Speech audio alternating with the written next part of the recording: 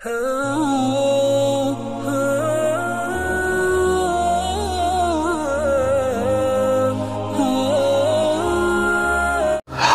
वालेकुम दोस्तों, कैसे हो?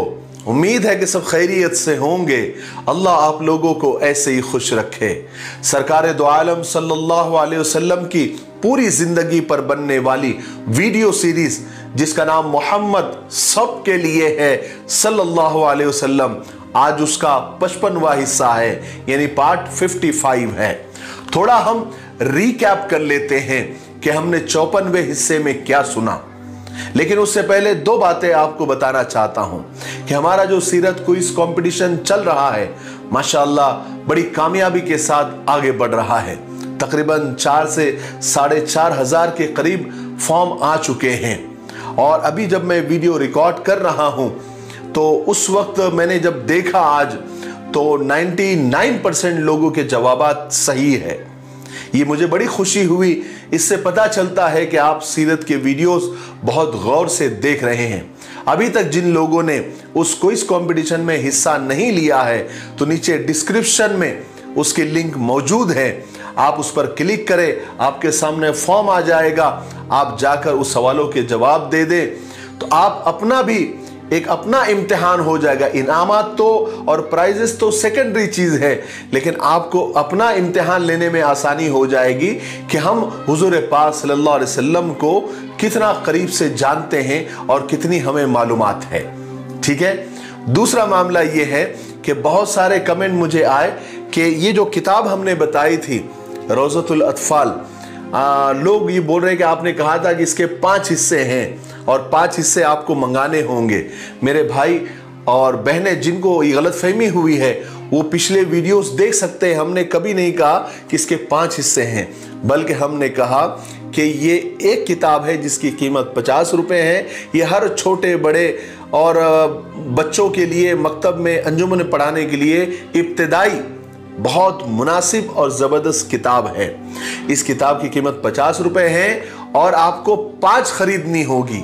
5 हिस्से हैं ये नहीं कहा था, बल्कि 5 आपको एक साथ खरीदनी होगी, क्योंकि अगर आप ये एक खरीदते हैं और अगर कुरियर चार्ज 150 रुपए 200 रुपए आता है, तो फिर ये किताब बहुत महंगी आपको लगेगी। इसलिए आप 5 के ऊपर ले, 10 ले, 15 ले, 20 ले, तो फिर कुरियर चार्ज मिलाकर आपको बहुत मुनासिब दामों में ये किताब आपके घर तक और आपके हाथों में पहुंच जाएंगी। आप पिछले वीडियोस देख सकते हैं। हमने कभी नहीं कहा कि ये 5 हिस्से हैं और 5 हिस्से हमने भेजेंगे, बल्कि हमने ये कहा था कि इसके 2 हिस्से हमने छपवाए हैं। एक ये है और दूसरा हम आगे चल के हम आपके सामने रखेंगे। तो जिसको ये किताब खरीदनी है, ये नंबर आ रहा है, बड़ी ज़बरदस्त किताब है, आप इसको मंगवा सकते हैं। 2, 4, 5 दिनों के अंदर ये किताब आपके घरों तक पहुंच जाएगी। बहरहाल चलिए आगे हम सुनते हैं। हमने 54वें हिस्से में सुना, पूरी ओहद के जंग के बारे में हमने सुना कि किस तरह शुरू हुई और किस तरह ईमान वालों को पहले पहले ज़बरदस्त फतह हासिल हुई। फिर आप सल्लल्लाहु अलैहि वसल्लम के एक हुक्म को गलत फहमी की वजह से न मानने पर इतनी बड़ी जंग की फतह शिकस्त में बदल गई। ये हमारे लिए भी एक सबक है। हम बड़े धड़ल्ले के साथ और बड़े लापरवाही के साथ आप सल्लल्लाहु अलैहि वसल्लम के हुक्म को और उनकी सुन्नतों को तोड़ देते हैं और फिर कामयाबी के ख्वाब देखते हैं। नहीं, बल्कि गलत फहमी से भी अगर हम आप सल्लल्लाहु अलैहि वसल्लम का हुक्म नहीं मानते हैं तो फतह शिकस्त में बदल सकती है, वो भी सहाबा इकराम की और आप सल्लल्लाहु अलैहि वसल्लम की मौजूदगी में। तो सोचिए, अगर आज हम आप सल्लल्लाहु अलैहि वसल्लम के हुक्मों को या उनकी सुन्नतों को अगर तोड़ते हैं जानबूझकर, तो बताइए हमारी फतह कैसे होगी। इसलिए हमको अल्लाह के हुक्म और आप सल्लल्लाहु अलैहि वसल्लम की सुन्नतों पर अमल करना ही होगा अगर हम कामयाबी चाहते हैं। फिर हमने ये भी सुना कि जंग के दौरान आप सल्लल्लाहु अलैहि वसल्लम के शहीद होने की अफवाह उठा दी, मक्का वालों ने, मुशरिकों ने उठा दी, और उसकी वजह से ईमान वालों में एक जबरदस्त खलबली मच गई और ईमान वालों के दिल एक तरह से डूब गए। वो थोड़े से जरा मायूस हो गए और बड़े परेशान हुए। हमने यहां तक तो सुना था कब, कहां पर? 54वें हिस्से में।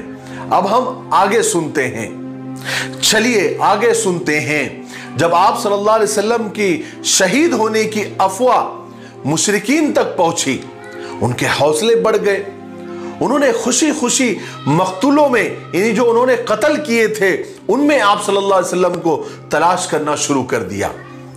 और मुसलमानों के दिल इस खबर के बाद लड़ाई से उखड़ चुके थे और अफरा तफरी में उनका कोई मरकज नहीं रहा था।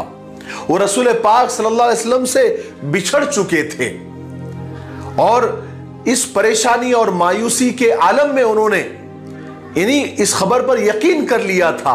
और वो मायूस और परेशान ही थे कि उन्होंने एक जबरदस्त आवाज सुनी। क्या आवाज सुनी?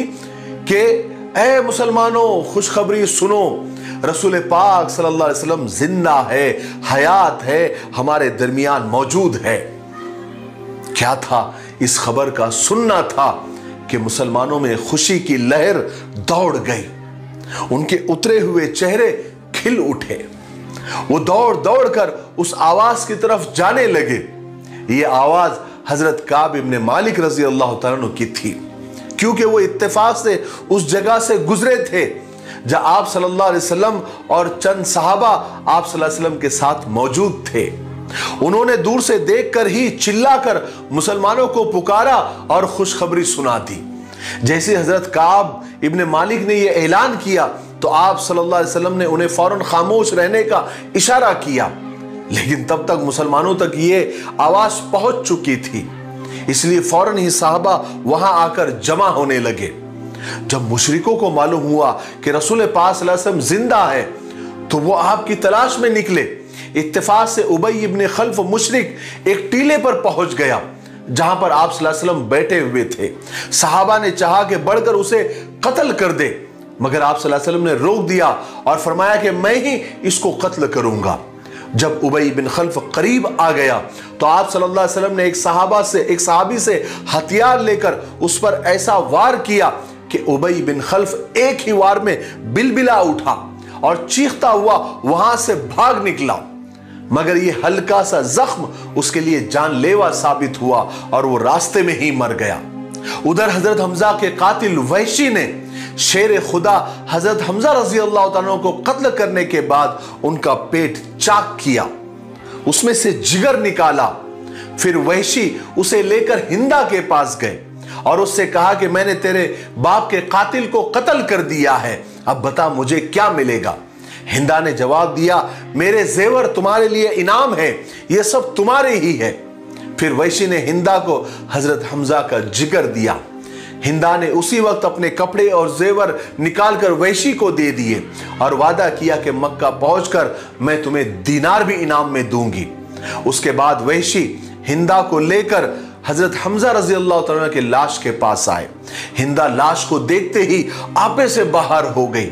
उसने लाश के नाक कान वगैरह काटे और उसका हार बनाकर हाथों में और गले में पहन लिए। फिर इसी तरह वो मक्का तक पहुंची और अबू सुफियान खुशी खुशी उस पहाड़ के नीचे आए जिस पर रसूल पाक सल्लल्लाहु अलैहि वसल्लम बैठे हुए थे और पुकार कर कहा कि तुम अपने मुर्दे के कान नाक तुमको कटे हुए मिलेंगे, लेकिन खुदा की कसम न मैंने इसका हुक्म दिया है न मैंने इससे लोगों को मना किया है। उसके बाद मुशरिक चले गए तो रसूल पाक सल्लल्लाहु अलैहि वसल्लम पहाड़ से उतरे ताकि लाशों के कफन दफन का इंतजाम किया जा सके। जब रसूल पाक सल्लल्लाहु अलैहि वसल्लम अपने चहीते चचा हजरत हमजा रज़ी अल्लाह तआला अन्हु के लाश के करीब आए और जब आपने इस तरह से हालत देखी तो आप ज़ारो कतार रोने लगे। आपने लाश को देखकर फरमाया और लाश की हालत को देखकर फरमाया कि इससे ज्यादा काबिल नफरत बात मैंने कभी नहीं देखी। फिर आप सल्लल्लाहु अलैहि वसल्लम ने उस लाश से फरमाया कि तुम पर खुदा ताला की रहमत हो, तुम भलाइयां करने वाले थे और रिश्तेदारों के हक अदा करते थे। जब खुदा कुरैश पर मुझे फतह नसीब फरमाएगा तो मैं तुम्हारे बदले उनके 70 आदमियों के साथ यही सुलूक करूंगा, क्योंकि उस वक्त रसूल पाक सल्लल्लाहु अलैहि वसल्लम पर अपने चहीते अपने प्यारे चचा की शहादत का बेहद असर था। आप बहुत दुखी थे और फिर लाश की ये हालत देखकर आपका दुख और ज्यादा बढ़ गया, आपका गम और ज्यादा बढ़ गया। और मुसलमानों ने जब आप सल्लल्लाहु अलैहि वसल्लम की ये कैफियत और आपका गम देखा, आपका दुख देखा, आपके आंसू देखे, तो उन्होंने भी अहद किया कि अल्लाह तबारक व तआला जब दुश्मनों पर हमें फतेह नसीब करेगा तो हम उनकी ऐसी शक्लें बिगाड़ेंगे कि अरबों ने आज तक किसी की ऐसी शक्लें नहीं बिगाड़ी होगी। इस तरह मुशरिकीन मक्का मैदान ओहद से बड़े खुशी खुशी वापस हो गए, ये सोचते हुए कि हमने जंग जीत ली है, हमने जंग जीत ली है। वो तो चले गए, लेकिन रसूल पाक सल्लल्लाहु अलैहि वसल्लम ये देखना चाहते थे कि अब मुशरिकीन का लश्कर क्या करता है, यानी वो मक्का जाते हैं या मदीना पर हमला करना चाहते हैं। इसलिए उनके लश्कर के जाने के बाद आप सल्लल्लाहु अलैहि वसल्लम ने हजरत अली रज़ियल्लाहु तआला से फरमाया कि अली उनके पीछे जाओ और देखो वो क्या करते हैं, उनका इरादा क्या है।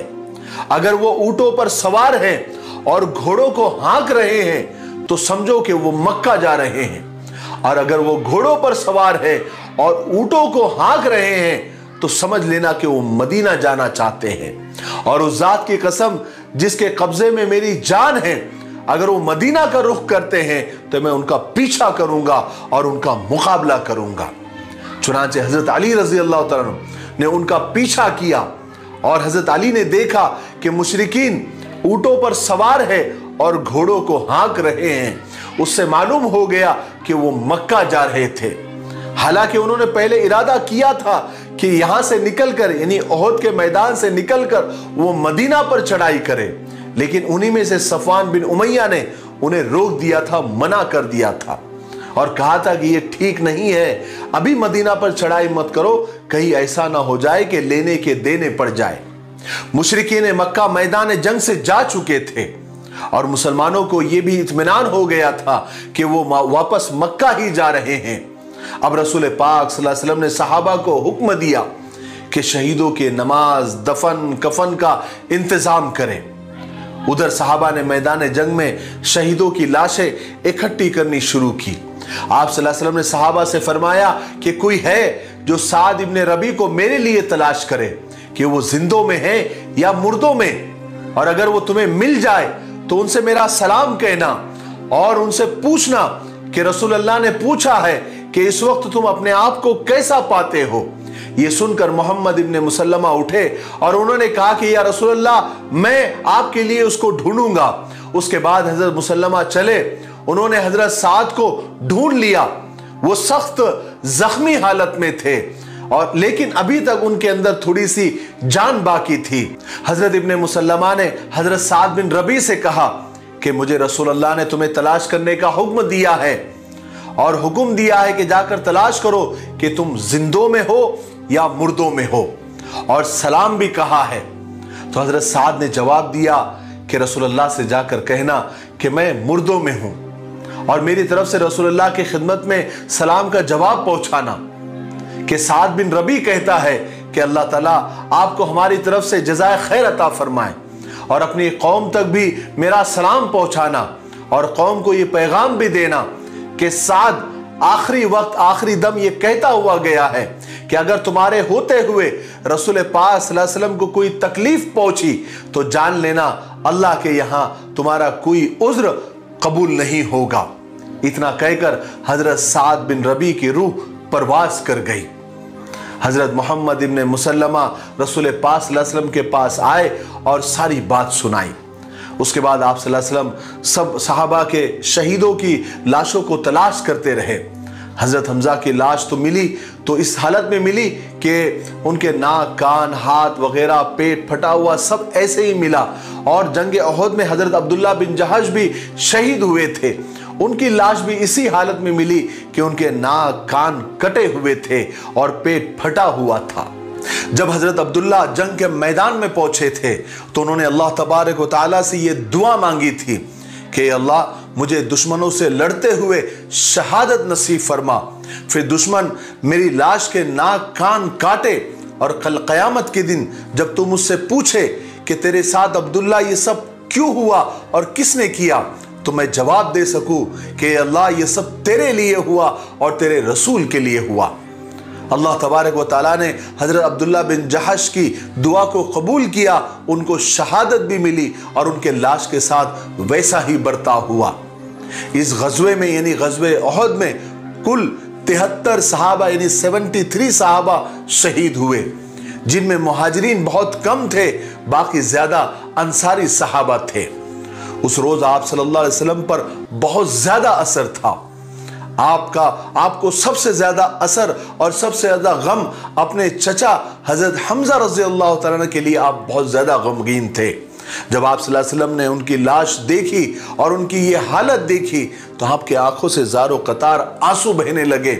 यहां तक कि सरकार दो आलम सल्लल्लाहु अलैहि वसल्लम ने फरमाया, अगर हमें सफिया का ख्याल ना होता तो हम हमजा की लाश को दफन ही ना करते, बल्कि यूं ही छोड़ देते ताकि उनकी लाश को जानवर खाते, फिर कयामत के दिन वो उन्हीं की पेट से उठते ताकि अल्लाह तबारक व तआला को हमजा के कातिलों पर और ज्यादा गुस्सा और जोश आता।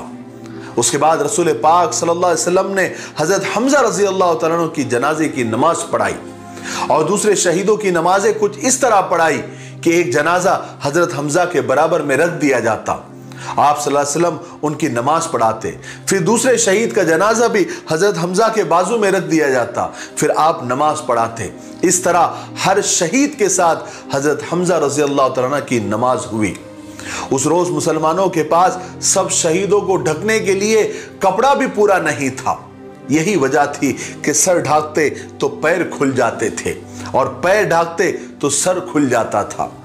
इसलिए ऐसे सहाबा के सरों पर जब कपड़ा डाल दिया गया और पैरों पर घास डाल दी गई, बाद सहाबा के लिए तो कपड़ा भी नहीं मिल सका, तो दो को एक चादर में ढककर दफन कर दिया गया।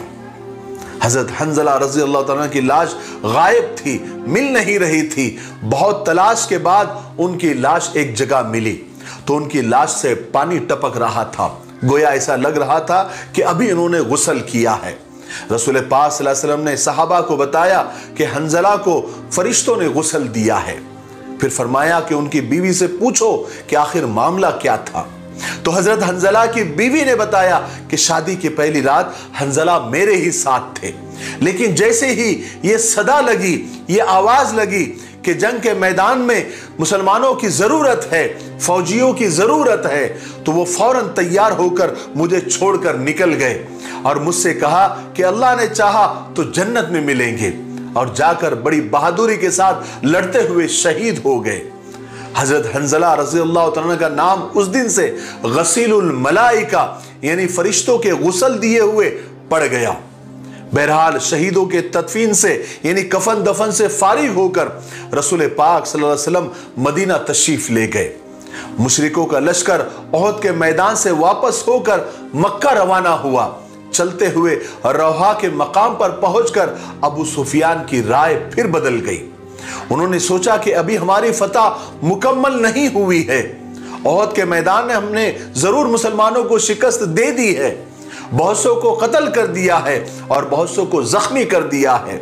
इसलिए मेरे ख्याल से इस वक्त मुसलमान परेशान भी है और थके हुए भी है। इसलिए अगर हम यहां से निकलकर सीधा मदीने पर हमला कर दे तो हमारी जीत यकीनी है, और इस वक्त मुसलमानों की हालत भी ऐसी नहीं है कि वो हमारा मुकाबला कर सके। अबू सुफियान की इस राय पर बहुत सारे लोग मुत्तफिक भी हो गए और इस राय में बहुत सारे और लोग भी शरीक हो गए और उन्होंने मदीने पर हमला करने का इरादा कर लिया। हालांकि ओहद की जंग के बाद रसूल पाक सल्लल्लाहु अलैहि वसल्लम ने हजरत अली रज़ी अल्लाह तआला अन्हु को मुशरिकीन के लश्कर के पीछे भेजा था ताकि वो देख कर आए कि उनका क्या इरादा है, यानी वो वापस मक्का ही जा रहे हैं या मदीने पर हमला करने का इरादा कर रहे हैं। हजरत अली रज़ी अल्लाह तआला अन्हु ने आकर बताया कि वो वाकई मक्का जा रहे हैं, और उस वक्त सच में वाकई में मुशरिकीन मक्का ही जा रहे थे और मक्का जाने का ही उनका इरादा था। मगर रौहा पर पहुंचकर यानी मकाम रौहा पर पहुंचकर उनकी राय बदल गई थी, और जब रसूल पाक सल्लल्लाहु अलैहि वसल्लम उनकी तरफ से मुतमईन हो गए थे तब आपने शहीदों के कफन दफन का इंतजाम किया था। उसके बाद आप सल्लल्लाहु अलैहि वसल्लम मदीना तशरीफ ले आए, मगर यहां आकर भी आप सल्लल्लाहु अलैहि वसल्लम को बार बार यह खतरा महसूस हो रहा था कि कहीं मुशरिकीन रास्ते से पलट कर ना आ जाए। और यही बात और यही जो एहसास था आप सल्लल्लाहु अलैहि वसल्लम को, इस खतरे का जो एहसास था वो बिल्कुल सही निकला। रसूल पाक सल्लल्लाहु अलैहि वसल्लम ने मदीना पहुंचकर अगले ही दिन यानी 16 शव्वाल सन 3 हिजरी को ऐलान कर दिया कि हम इस वक्त चैन से नहीं बैठेंगे और हम मुशरिकीन के लश्कर का पीछा करेंगे, और जो लोग ग़ज़वे उहद में शरीक थे सिर्फ वही लोग साथ चलेंगे। अगरचे उस वक्त मुसलमान बहुत थके हुए थे, थक कर चूर हो गए थे, और उनमें से बहुत सारे जख्मी भी थे, अभी अभी जंग से वापस हुए थे। मगर कुर्बान जाइए सहाबा की इताअत पर रसूल पाक सल्लल्लाहु अलैहि वसल्लम का हुक्म सुनकर वो फौरन सब तैयार हो गए, और इस लश्कर में सिर्फ वही लोग थे जो ग़ज़वे उहद में शरीक थे।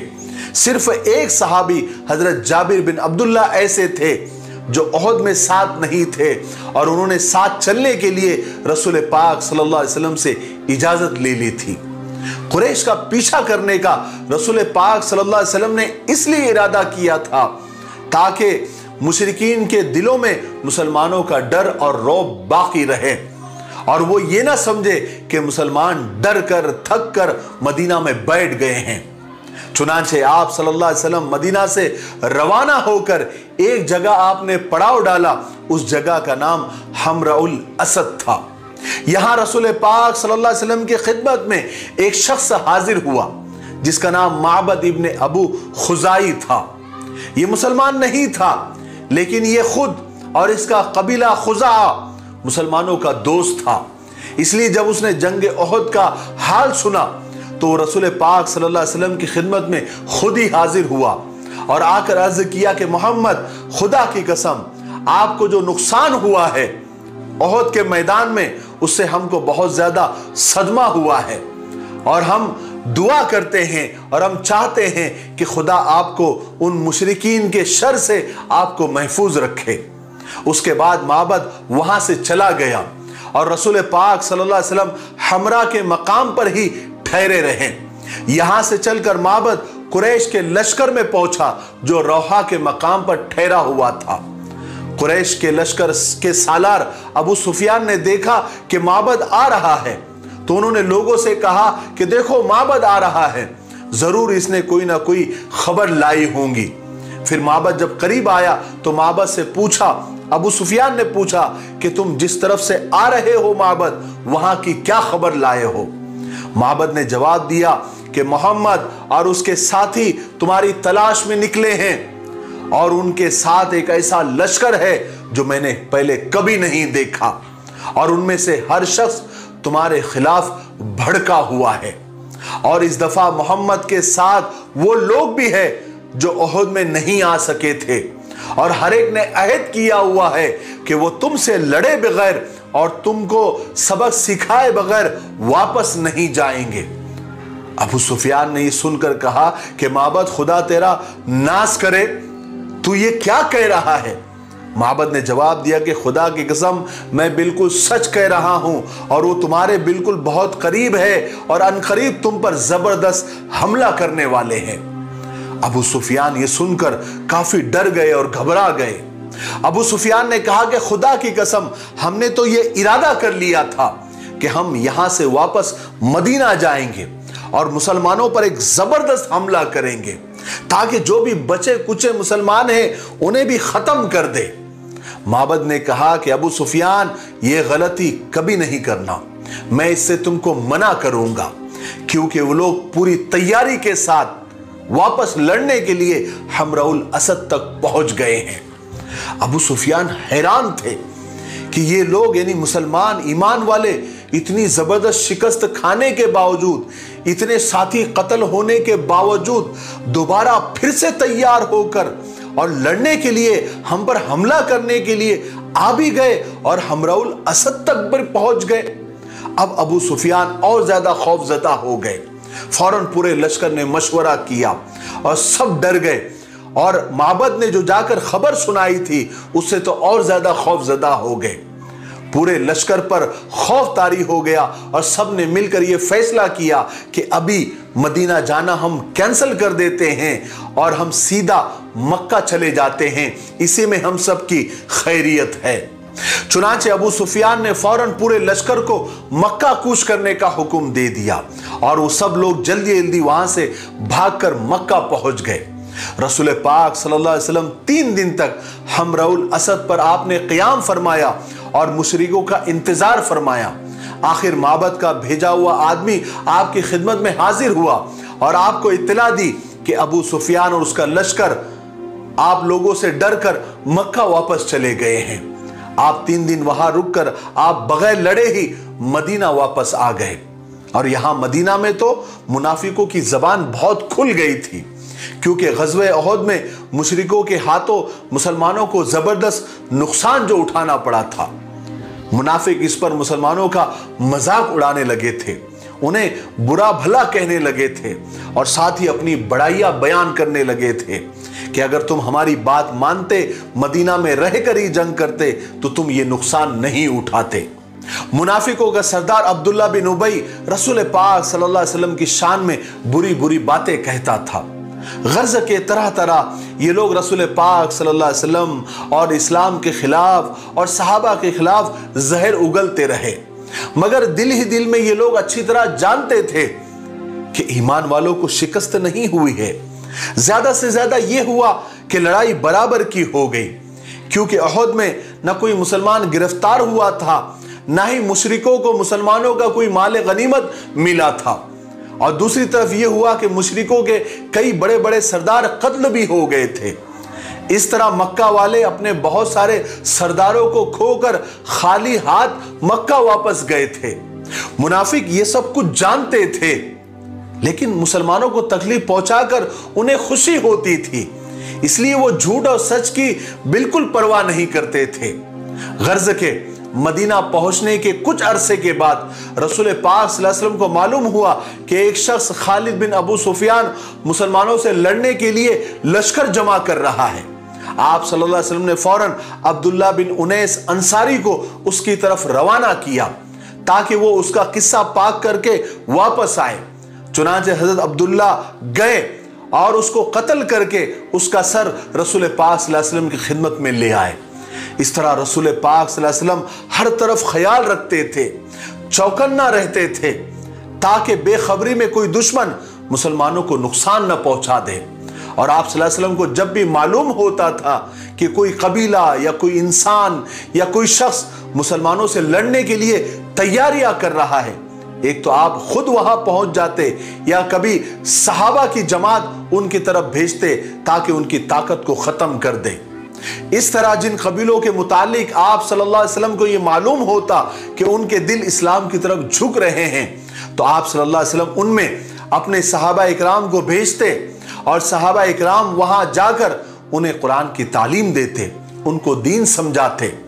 इसी तरह एक वाकया हुआ कि ग़ज़वे उहद के एक दिन के बाद कबीले अज़ल और कारा के कुछ लोग आप सल्लल्लाहु अलैहि वसल्लम की खिदमत में हाजिर हुए और अर्ज किया कि या रसूलल्लाह, हमारे कबीले के लोगों ने इस्लाम कबूल कर लिया है, इसलिए आप हमारे साथ चंद सहाबा को भेज दीजिए ताकि वो हमें दीन समझाए और हमें कुरान शरीफ भी पढ़ाए। चुनांचे रसूल पाक सल्लल्लाहु अलैहि वसल्लम ने उनके साथ 6 सहाबा इकराम को भेज दिया, जिनके नाम हजरत मुरसद, हजरत खालिद बिन बकीर, हजरत आसिम बिन साबित अबुल अफला, हजरत खबीब बिन अदी, हजरत जैद बिन दसना, हजरत अब्दुल्ला बिन तारिक रजी अल्लाहु अन्हुम अजमाइन थे। और रसूल पाक सल्लल्लाहु अलैहि वसल्लम ने इस जमात का अमीर हजरत मुरसद को बनाया। सहाबा की ये जमात उन आदमियों के साथ रवाना हुई। जब ये रजी नाम के एक मकाम पर पहुंचे तो अचानक वो लोग जिन्होंने इन सहाबा को साथ ले गए थे, वहां जाकर उन्होंने अचानक धोखा दे दिया, दगा दे दिए। उन्होंने एकदम शोर मचाना शुरू कर दिया और कबीले हजील के लोगों को बुला लिया ताकि वो मुसलमानों को कत्ल कर दे। कबीले हजील के लोग आए, उनकी तादाद 200 थी। हजील के लोगों ने एकदम तलवारें लेकर सहाबा पर झपटे तो सहाबा समझ गए कि हमें धोखे से यहां लाया गया है, मगर अल्लाह के ये नेक बंदे घबराए नहीं, बल्कि उन्होंने भी तलवारें निकाल ली और मुकाबले के लिए तैयार हो गए।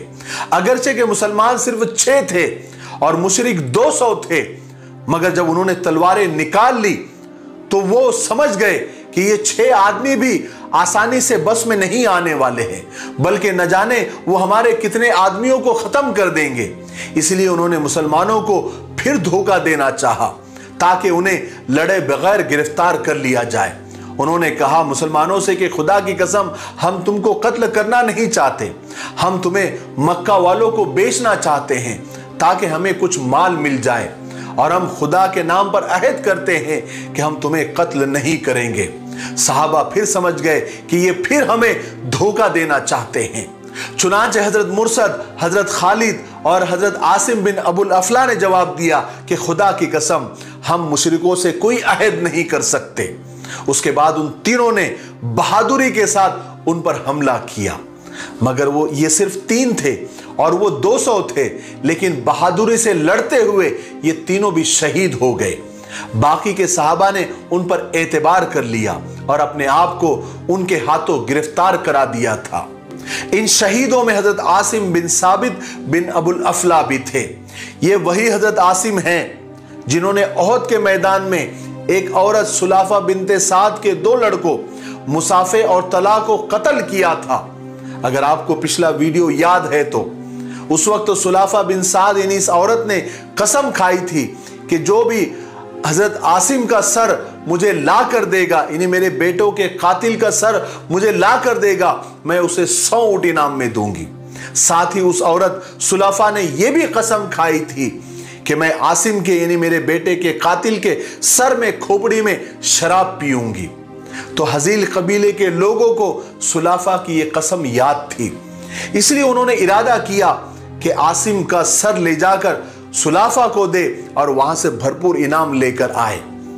और उधर हजरत आसिम ने शहीद होने से पहले अल्लाह ताला से दुआ की थी कि या अल्लाह, कभी मैं किसी मुशरिक के बदन को ना हाथ लगाऊं, ना कभी कोई मुशरिक मेरे बदन को हाथ लगा सके। गर्ज के जब हजील के लोग इनाम की लालच में हजरत आसिम का सर लाने के लिए लाश के पास गए तो उन्होंने देखा कि लाश के चारों तरफ भिड़ों का यानी जंबूरों का यानी उसको ऐसा कह लीजिए कि जहरीली मक्खियों का एक जबरदस्त लश्कर तना हुआ है, जिसकी वजह से लाश के पास फटकना भी मुमकिन नहीं था। उन्होंने देखा कि चलो अभी यहां तो बहुत जहरीली मक्खियां उनके ऊपर है, उनके आसपास है। उन्होंने सोचा कि शाम को आकर सर लेकर जाएंगे, लेकिन अल्लाह तबारक व तआला हजरत आसिम के लाश की और उनके बदन की हिफाजत कर रहा था। इसलिए शाम को एक जबरदस्त सैलाब आया जिसने हजरत आसिम रजी अल्लाह तआला की लाश को बहाकर न जाने कहां से कहां ले गया, वो अल्लाह ही जानता है। कबीले हजील के लोगों ने बाकी 3 सहाबा को गिरफ्तार कर लिया था। कुछ किताबों में आता है कि ये तीनों ने मुशरिकों की बातों पर एतबार कर लिया था, और कुछ सीरत की किताबों में आता है कि मुशरिकों ने इनको गिरफ्तार कर लिया था, जिनके नाम हजरत जैद बिन दसना, हजरत खबीब बिन अदी और हजरत अब्दुल्ला बिन तारिक थे। मुशरिकों ने इन तीनों को लोहे के कमानों से बांध दिया था और उन्हें लेकर मक्का रवाना हुए थे। मगर जब ये लोग मक्का के करीब वादी ज़ोहरान में पहुंचे तो हजरत अब्दुल्ला बिन तारिक ने किसी तरह अपने हाथ खोल लिए थे, लेकिन मुशरिकों ने उनको देख लिया था। फौरन उन पर पत्थर मार मार कर उनको शहीद कर दिया था। उसके बाद बाकी के 2 सहाबी को लेकर वो मक्का पहुंच गए, और मक्का पहुंचने के बाद इन दोनों कैदियों को उन्होंने कुरैशियों को यानी मक्का वालों को बेच दिया। इतना जबरदस्त धोखा इन लोगों ने सहाबा के साथ और रसूल पाक सल्लल्लाहु अलैहि वसल्लम के साथ और इस्लाम के साथ और मुसलमानों के साथ किया था। कबीले हजील के 2 आदमी मक्का में कैद थे। इन दोनों सहाबा के बदले उन्होंने उन दोनों कैदियों को छुड़ा भी लिया।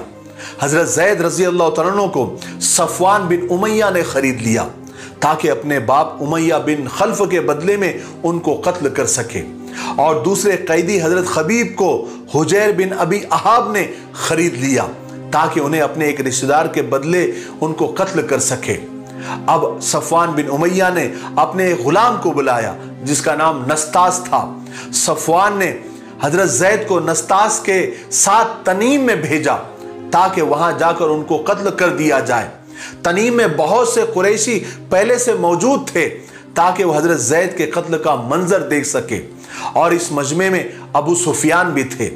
जब नस्तास हजरत जैद को कत्ल करने के लिए आगे बढ़ा तो अबू सुफियान हजरत जैद के पास आकर उनसे कहने लगे कि जैद, मैं तुम्हें खुदा की कसम देकर पूछता हूं, मुझे एक बात बताओ, क्या तेरे दिल में यह ख्याल आता है कि इस वक्त तेरी जगह पर यहां मोहम्मद होते और हम उन्हें कत्ल कर देते और तुम आराम से अपने घर में बैठे हुए होते? हजरत जैद ने कहा कि अल्लाह की कसम, मुझे तो यह भी गवारा नहीं कि मोहम्मद इस वक्त जहां भी है, यहां की तो बात छोड़ दीजिए, इस वक्त मोहम्मद जहां भी है उनको कांटा भी चुभ जाए और उनको तकलीफ हो और मैं अपने घर में बैठा रहूं। अबू सुफियान को इस जवाब से बहुत हैरत हुई। अबू सुफियान को यह कहना पड़ा कि मैंने आज तक ऐसा आदमी नहीं देखा जिसके साथी उन्हें इतना चाहते हो जितना मोहम्मद के साथी मोहम्मद को चाहते हो, उनसे इतनी मोहब्बत करते हो कि इस वक्त जहां पर वो कत्ल हो रहे हो वहां भी वो अपने मोहब्बत से पीछे नहीं हटते हैं। उसके बाद नस्तास आगे बढ़े और उन्होंने हजरत जैद रज़ी अल्लाह तआला अन्हु को बेदर्दी के साथ शहीद कर दिया। यही सफवान बिन उमैया और यही नस्तास जिन्होंने इस वक्त हजरत जैद रज़ी अल्लाह तआला अन्हु को सिर्फ इस वास्ते कत्ल किया था कि वो ईमान वाले थे, मुसलमान थे। कुछ अरसे के बाद ये दोनों मुसलमान हो गए थे और रसूल पाक सल्लल्लाहु अलैहि वसल्लम के सहाबा में शामिल हो गए थे। दूसरे कैदी हजरत खबीब थे, उनको मुशरिकों ने एक काल कोठरी में बंद कर दिया था। न खाने को रोटी देते थे, न पीने को पानी देते थे। उनका ये इरादा था, ये नीयत थी कि ये भूखे प्यासे तड़प तड़प कर मर जाए। जिस शख्स ने हजरत खबीब को खरीदा था उसकी एक बांदी थी जिसका नाम माविया था। एक दिन माविया ने कोठरी खोली जिसमें हजरत खबीब भूखे प्यासे बंद थे। उस बांदी का यह ख्याल था कि अभी तक तो भूखे प्यासे ये खत्म हो गए होंगे, मर गए होंगे। मगर जब उसने हजरत खबीब को देखा तो उसकी हैरत की कोई इंतहा नहीं रही, क्योंकि वो अच्छे खासे ही नहीं थे बल्कि उनके हाथों में अंगूरों का एक बड़ा सा खोशा था और वो उसको खा रहे थे। हालांकि ये अंगूरों का मौसम भी नहीं था। कत्ल से पहले हजरत खबीब ने उस बांदी से उस तरह मांगा ताकि वो अपने बाल वगैरह साफ कर सके। बांदी ने उस तरह लाकर दिया। उसी वक्त तो उस बांदी का एक छोटा सा बच्चा खेलता हुआ हजरत खबीब के पास पहुंच गया। हजरत खबीब ने उस बच्चे को अपने गोद में बिठा लिया। ये देखकर वो औरत डर गई, क्योंकि उसे ख्याल हुआ कि कहीं ये कैदी अपने बदले में इस बच्चे को कत्ल न कर दे। हजरत खबीब समझ गए कि औरत बच्ची की वजह से घबरा रही है। उन्होंने उस औरत से कहा, क्या तुम ये समझ रही हो कि मैं इस बच्चे को कत्ल कर दूंगा? अल्लाह की कसम, मैं ऐसा नहीं कर सकता। हमारा इस्लाम हमें मासूमों को मारने की इजाजत नहीं देता। आखिर एक दिन मुशरिकों ने हजरत खबीब को कैद खाने से निकाला और उन्हें फांसी पर लटकाने के लिए तनीम के मकाम पर ले चले। जब वो वहां पहुंच गए तो हजरत खबीब ने मुशरिकों से फरमाया कि अगर तुम 2 रकात नमाज पढ़ने की मुझे क्या इजाजत दे सकते हो? तो मुशरिकों ने इजाजत दे दी। हजरत खबीब ने बहुत सुकून के साथ और ठहर ठहर कर नमाज पढ़ी और सलाम फेर कर उन्होंने मुशरिकों से कहा कि खुदा की कसम, अगर मुझे ये ख्याल ना होता कि तुम मुझे मरने से डर जाने का इल्ज़ाम दोगे तो मैं और ज़्यादा देर तक नमाज पूरी करता। उसके बाद हज़रत खबीब को फांसी के तख्ते पर चढ़ाया गया। उस वक्त हज़रत खबीब ने अल्लाह ताला से दुआ की कि अल्लाह इन मुशरिकों को, इन दुश्मन इस्लाम को गिन गिन कर और मुंतशिर करके मार, उनमें से किसी एक को भी मत छोड़ना। मुशरिकों ने सूली पर चढ़ाने से पहले, यानी जब सूली पर चढ़ा दिया, कत्ल करने से पहले हजरत खबीब से कहा कि अगर तुम अपना मजहब यानी इस्लाम छोड़ दो तो हम तुम्हें भी छोड़ देंगे और वरना तुम्हें हम कत्ल कर देंगे। इस पर हजरत खबीब रजी अल्लाह ताला ने जवाब दिया, ऐसा तो कभी नहीं हो सकता। मेरे अकेले की जान का अल्लाह के नाम पर कुर्बान हो जाना कोई बड़ी बात नहीं है। काश मेरी 1000 जानें होती, वो भी मैं आज अल्लाह के नाम पर कुर्बान कर देता। फिर हज़रत खबीब रज़ी अल्लाह तआला अन्हु अल्लाह तबारक व तआला की तरफ मुतवज्जे हुए और फरमाया कि ए अल्लाह, यहाँ कोई ऐसा नहीं है जो तेरे रसूल तक मेरा सलाम पहुंचा दे, इसलिए तू ही मेरा सलाम तेरे हबीब तक पहुंचा दे और जो कुछ मेरे साथ किया जा रहा है इसकी खबर भी अपने रसूल तक पहुंचा दे। कहते हैं कि जिस वक्त हजरत खबीब रसूलुल्लाह सल्लल्लाहु अलैहि वसल्लम को सलाम पहुंचा रहे थे, हुजूर पाक सल्लल्लाहु अलैहि वसल्लम मदीना में कुछ सहाबा के पास तशरीफ फरमा थे। सहाबा ने देखा कि एकदम आप सल्लल्लाहु अलैहि वसल्लम की हालत ऐसी हो गई जैसे वही नाजिल होते हुए हुआ करती थी। फिर सहाबा ने देखा कि आपने यूं जवाब दिया, व अलैहिस्सलाम व रहमतुल्लाहि व बरकातुहू, यानी हज़रत खबीब रज़ी अल्लाह तआला अन्हु का सलाम अल्लाह तबारक व तआला ने रसूल पाक सल्लल्लाहु अलैहि वसल्लम तक पहुंचा दिया था और सरकार दो आलम सल्लल्लाहु अलैहि वसल्लम ने उस सलाम का जवाब दे दिया था। सुभान अल्लाह, सुभान अल्लाह। मुशरिकों ने हज़रत खबीब को सूली दे दी शहीद होकर, और हज़रत खबीब रज़ी अल्लाह तआला अन्हु शहीद होकर अपने साथियों के पास पहुंच गए। आप सल्लल्लाहु अलैहि वसल्लम को अपने इन 6 सहाबियों के शहीद होने का बहुत ज़्यादा सदमा और रंज था, और ईमान वालों को भी इन शहादतों का बहुत ज़्यादा सदमा था। और इसी तरह मुशरिकीन तरह तरह से आप सल्लल्लाहु अलैहि वसल्लम को और सहाबा को धोखे से कत्ल करने लगे थे। आज के लिए इतना काफ़ी है, इसलिए अब हम यहीं पर रुकते हैं क्योंकि वीडियो अब बहुत ज़्यादा लंबा हो रहा है। आने वाले 56वें हिस्से में यानी पार्ट 56 में हम आगे के वाक़यात सुनेंगे। और आपको बता दूं, हम ग़ज़वे अहज़ाब की तरफ यानी ग़ज़वे खंदक की तरफ हम बढ़ रहे हैं। हम आने वाले हिस्सों में ग़ज़वे खंदक के यानी जंग खंदक के मुकम्मल वाक़यात तफसीली और डिटेल में सुनेंगे। तब तक आप इस सीरीज की वीडियोस को ज़्यादा से ज़्यादा लाइक करें, ज़्यादा से ज़्यादा शेयर करें और अच्छे अच्छे कमेंट करके हमारे हौसले को और हिम्मत को बढ़ाते रहें। और दूसरी बात ये कहनी है कि क्विज कंपटीशन अभी चल रहा है, उसका लिंक नीचे डिस्क्रिप्शन में मौजूद है। आप वहां जाकर उस पर क्लिक करके आप सवालात के जवाब दे दें, क्योंकि आज का आखिरी दिन है। इसलिए आप जल्दी से जल्दी जो भी इसमें शामिल होना चाहता है वो इसमें शामिल हो जाए। इंशाअल्लाह हम कुछ ही दिनों में रिजल्ट का अनाउंसमेंट करेंगे, डेट और टाइम भी आपको बता देंगे। अल्हम्दुलिल्लाह अभी तक 5000 फॉर्म हमारे पास जमा हो चुके हैं, तो आप लोग भी इसको मिस ना करें और फॉर्म जल्दी से भरें ताकि आप खुद का इम्तिहान ले सके कि हम सरकार दो आलम सल्लल्लाहु अलैहि वसल्लम को कितना जानते हैं। उसके अलावा रोज़तुल अत्फाल जो किताब हमारी जिसका पोस्टर आप देख रहे हैं, अगर आपने नहीं ख़रीदा है तो आप ख़रीद लें। इंशाअल्लाह ये किताब आपको, आपके बच्चों को, आपके घर वालों को और मकतब में पढ़ाने वालों को और अरबी और अंजुमन पढ़ाने वालों को बहुत ज़्यादा काम आएगी। और अगर आप मस्जिद मदरसे से दूर रहते हैं तो आप हमारे मिफ्ताही ऑनलाइन एकेडमी में ऑनलाइन पढ़ाई के लिए कुरान और कायदा तजवीद के साथ पढ़ने के लिए आप ऑनलाइन हमारी एकेडमी भी ज्वाइन कर सकते हैं। मुझे उम्मीद है कि आप ऐसा ज़रूर करेंगे। तब तक मेरे लिए, पूरी उम्मत के लिए और पूरी इंसानियत के लिए खैर और भलाई की दुआ करते रहे। अस्सलामु अलैकुम व रहमतुल्लाहि व बरकातुहू।